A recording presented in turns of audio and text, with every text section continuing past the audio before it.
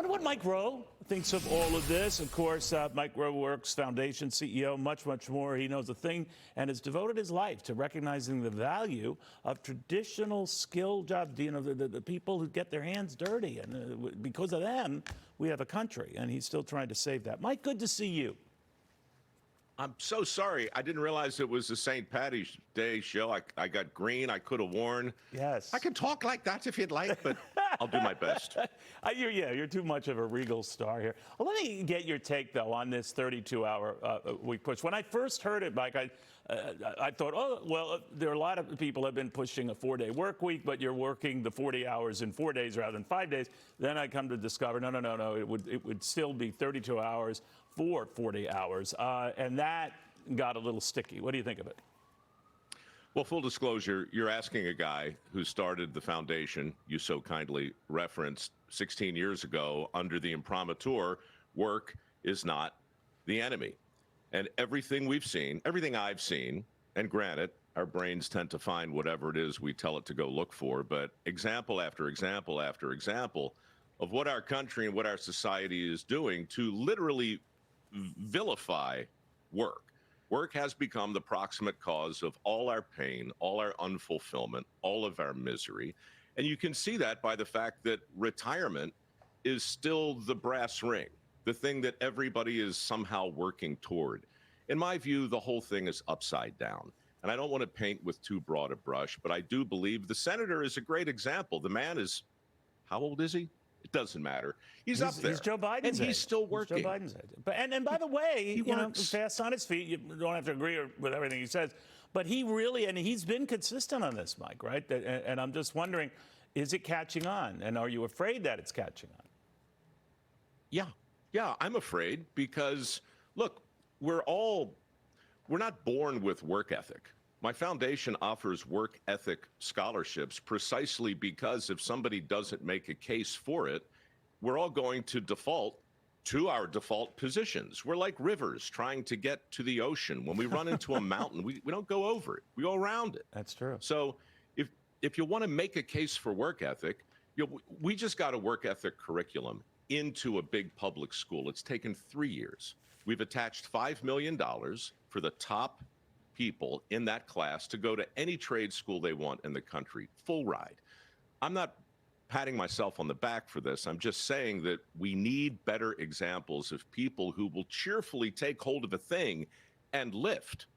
It's not to say work is drudgery. We just have to push back against the whole notion that the more you work, the more miserable you are.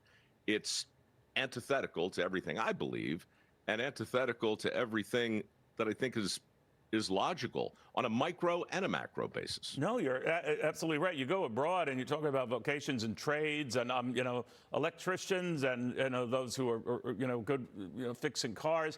They're golden, particularly in Germany. Here, not so much. Why is that? Because we're in control of the definition of a good job. There's a lot of stuff we can't control. But we didn't have to take shop class out of high school, but we did. And the unintended consequences that have trickled down, pardon me, I know that's a triggering word, but the unintended consequences of taking shop class out of high school, I can draw a straight line from that to $1.7 trillion in student loans, to 11 million open positions that don't require a 4-year degree, to the very ethos that we're talking about right now. South Korea, Germany, Switzerland, they have a guild system. They put all of the options on the table early on, and they don't put their thumb on the scale. None of this is to say that a 4-year degree is bad. It's just to say that it's expensive, and it sure as hell isn't the best path for the most people. That's a lie.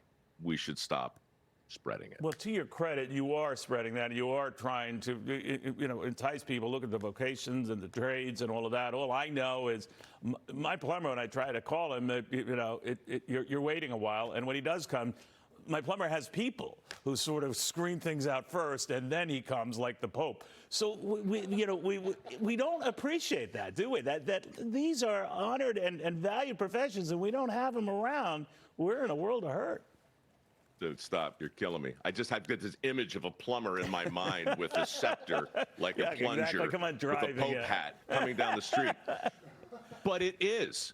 Look, we have entered a new phase. It's no longer about, oh, no, the poor plumbing company doesn't have enough people to hire. Or, hey, kids, look at all the opportunity you can have as being a plumber. The question now is, how long do you want to wait for one?